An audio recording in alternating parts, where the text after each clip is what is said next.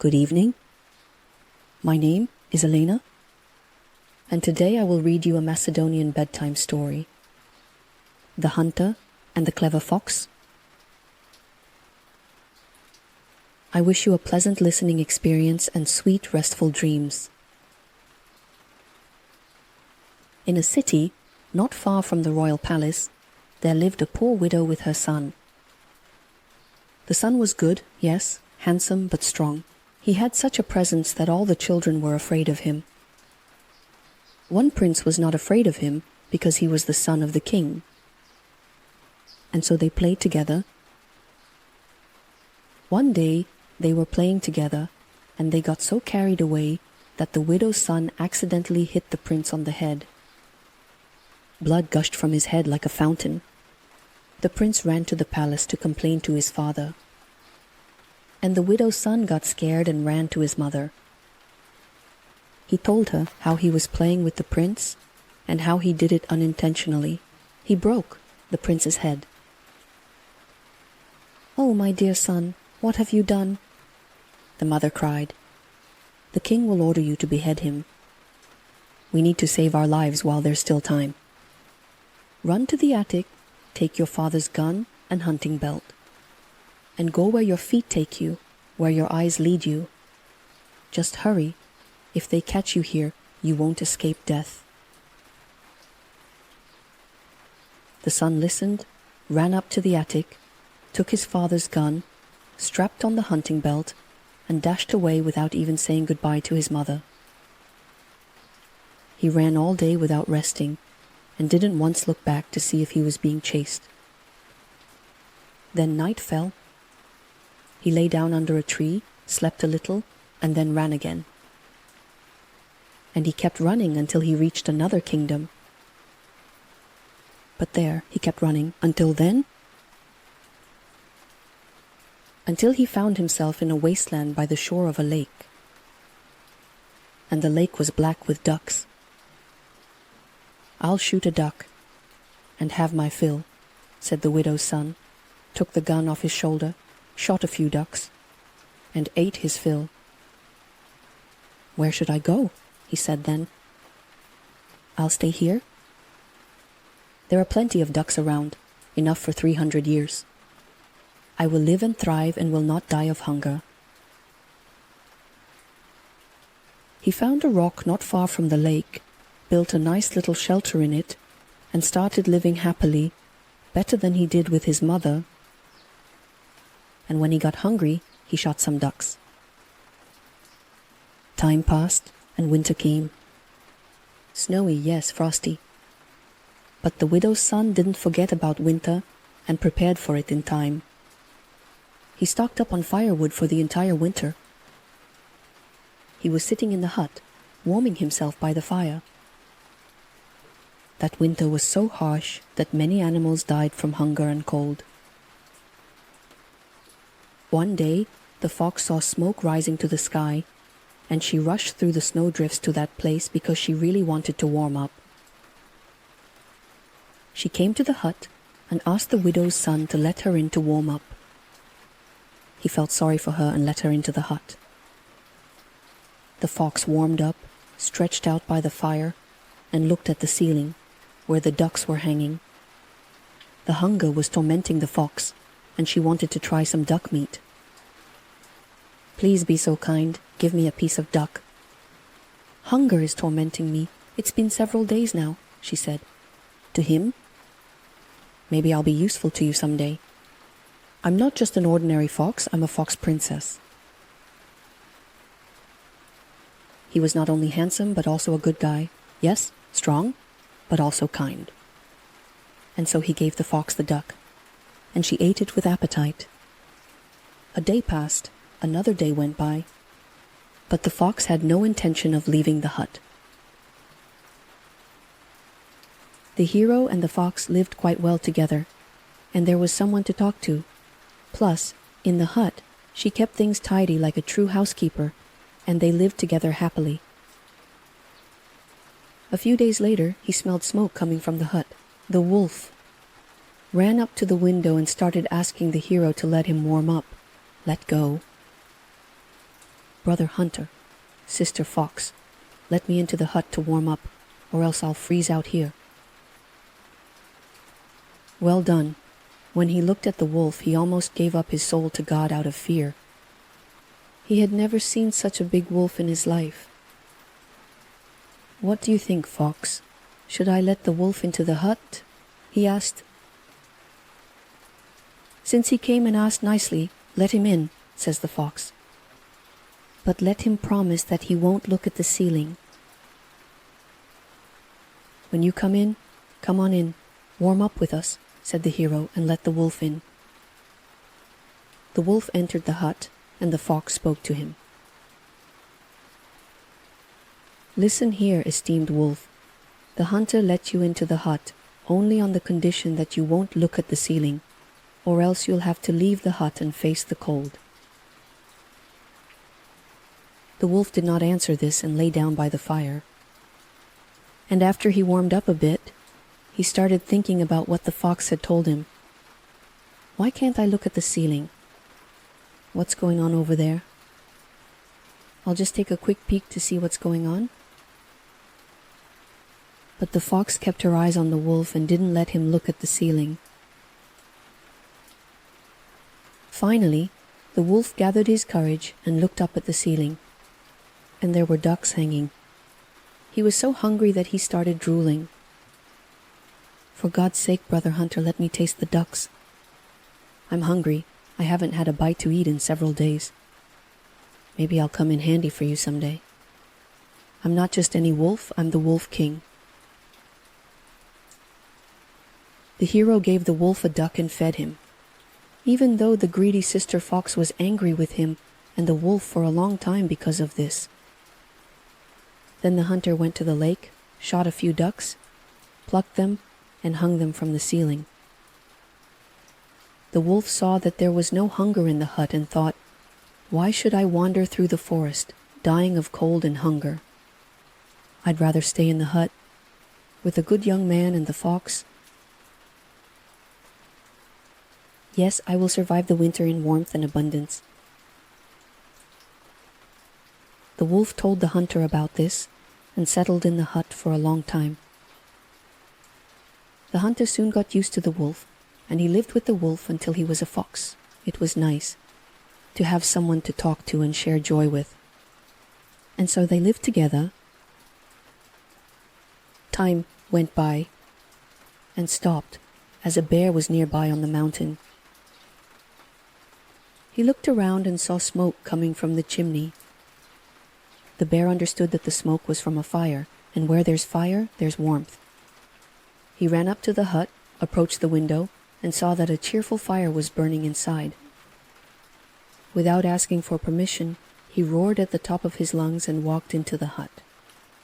And then he says to those who were there, "Oh, friends, whether you like it or not, I've come to visit you. Come in, bear, sit by the fire, warm up. You must be frozen to the bone in the forest," the hunter said to him. And the fox added, "When you come, be our guest, Grandpa Bear, but on one condition. You mustn't look at the ceiling. Otherwise the hunter will kick you out of the hut." As soon as the bear heard the fox's words, he immediately looked up at the ceiling. He was stronger than anyone in the hut, feared no one. So he didn't wait like the wolf until he warmed up. And when he looked and saw the ducks, he started asking the hunter to give him one.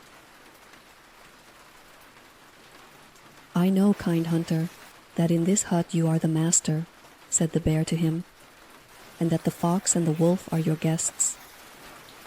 Sister Fox, yes, the rooster, yes, the greedy hen. I am told to fast. He doesn't allow me to look at the ceiling. He's afraid I might ask you for a duck. Only you have your own head on your shoulders. Don't listen to her.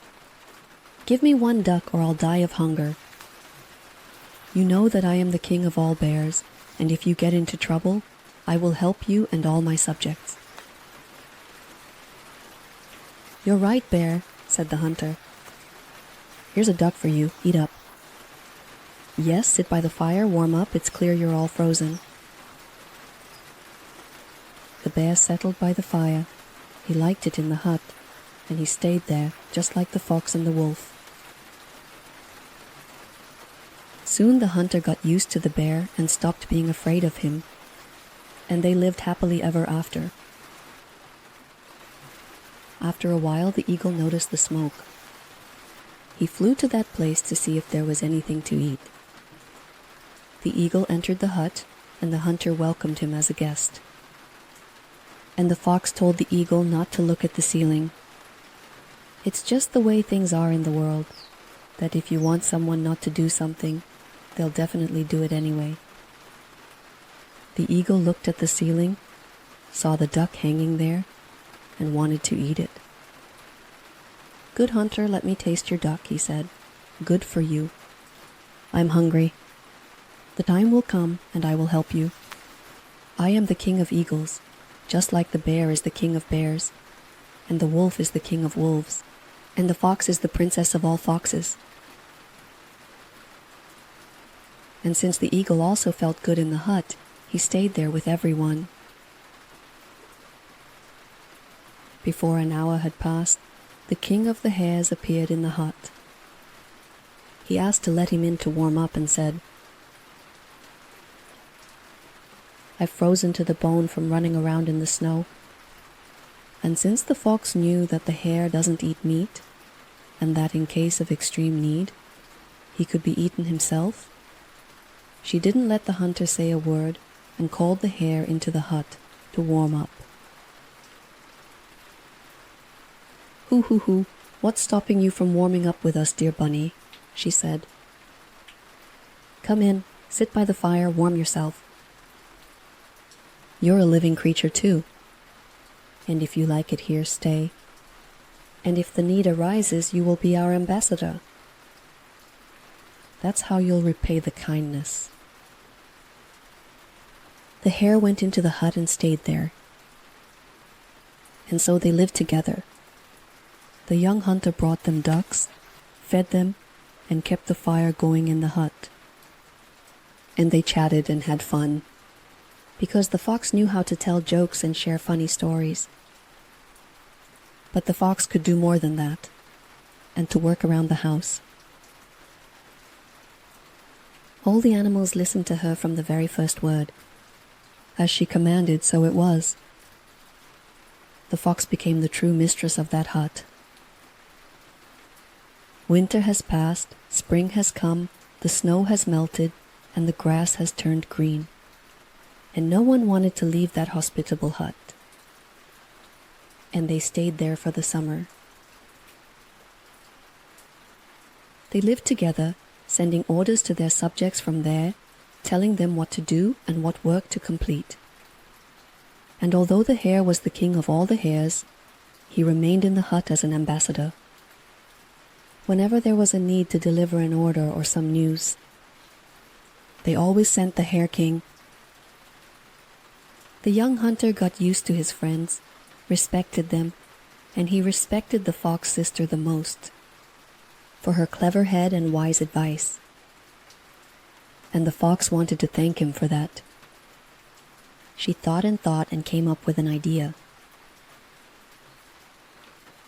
One day she called him aside and said, "Good hunter, do you know what I've come up with? I've decided to get you a princess for a wife. So what do you say? Do you want to be the prince's son-in-law?" What cat would refuse cream? The hunter replied, "Of course I would love to marry the princess. But how are you going to get her? Do you want to, since she is locked up in the royal palace?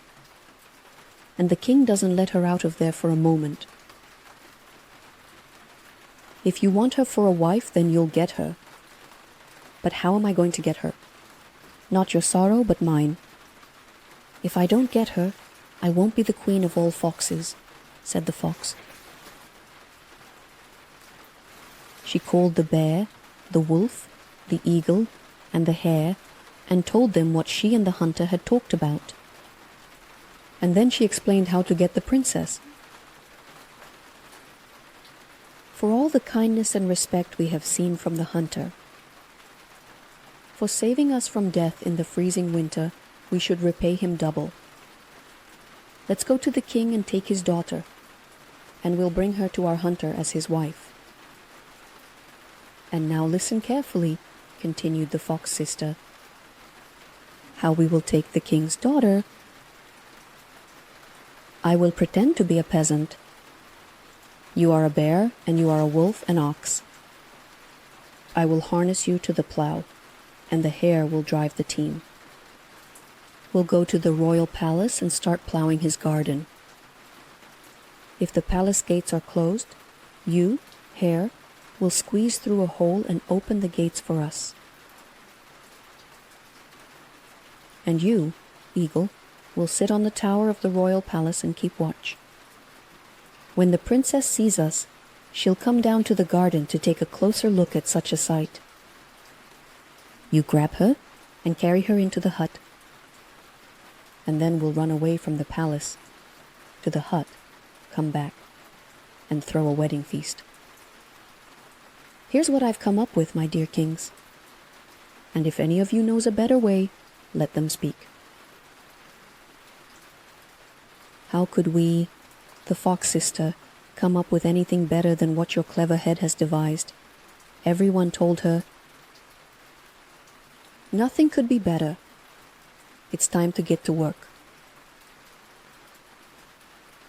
They prepared everything they needed, and at night they set off for the royal palace. The gates were locked, so the hare squeezed through a hole and opened the gates for everyone.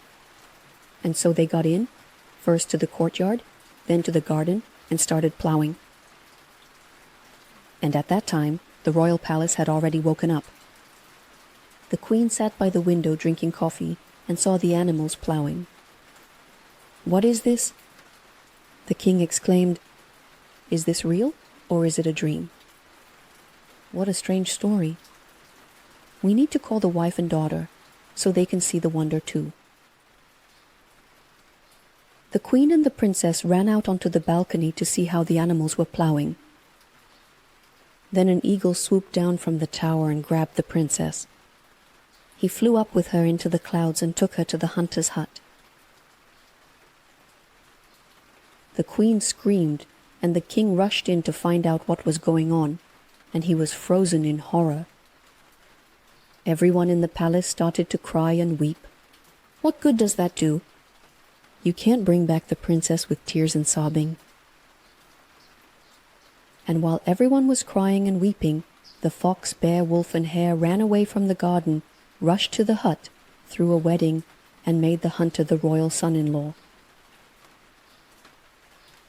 The princess lived in great fear for several days, because there were so many wild animals around. But a person gets used to everything. Finally, the princess got used to it too.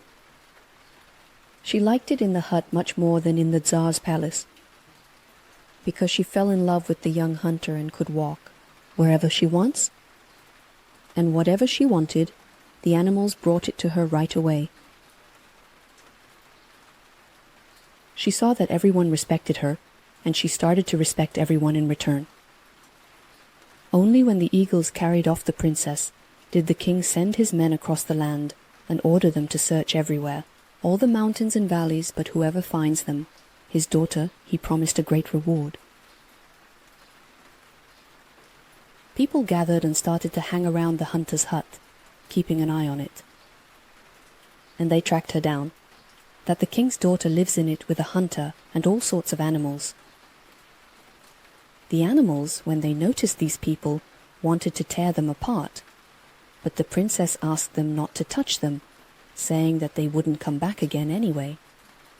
And these people ran to the king and told him that they had found his daughter in the hut, at the hunter's place, where she lives with all sorts of animals. Yes, in such a wilderness, where no human foot has ever stepped. When the king heard this, he ordered his army to gather and go to that land to kill the animals and bring the princess home. But the fox is clever, and especially the queen fox. she gathered the animals for a council and said, "My dear friends of royal blood, do you know what the king has prepared for us?" "We don't know, Sister Fox." "Tell us yes quickly," said the bear. "The king has sent a large army against us to kill us all and take the princess back to the palace." "You, Eagle, fly to the royal palace." "Yes, see if the royal army is coming into our lands. When he comes, come back quickly, and we will prepare our army for battle." The eagle flew to the royal city. Yes, on the way, I saw an immense army stretching across the field. He returned and told everything. The animals listened to the eagle and started asking the fox what they should do now. "How is it that you, animal kings, don't know what we should do now? After all, we have subjects. So, can we command them to take up arms and come here? Let's gather our animal army and fight the king's army. The eagles will start dropping stones from the sky, and we will surround the king's army from all four sides and crush it on their heads. But time is of the essence. Run, Bunny. Spread the order through the forest for all the bears, wolves, and foxes to come here, and you, eagle, gather your winged army." The eagle flew off, and the bunny ran. The order was passed on to all the birds and animals. "Your king, the bear, sends you greetings," said the bunny to the bears, "and he orders all who carry weapons to be able to come to his aid because he is in danger." "Your wolf king sends you greetings," said the hare to the wolves, "and orders everyone to carry weapons to come to his aid because he is in danger." "Your queen, the fox, sends you greetings," said the bunny to the foxes, "and she commands all your fox tribe who can bear arms to come to her aid because she is in danger." The bunny gathered everyone, and the eagle gathered everyone. Here by the hunter's hut, 5 great animal armies gathered. And the bunnies came to the rescue. And since the fox was the wisest of all the animals, they appointed her as the chief commander over all the armies. The fox immediately positioned the troops, and everyone got ready for the great battle. The royal army barely arrived. They reached the place where the eagles were hiding, and as they rose into the sky, they started throwing stones.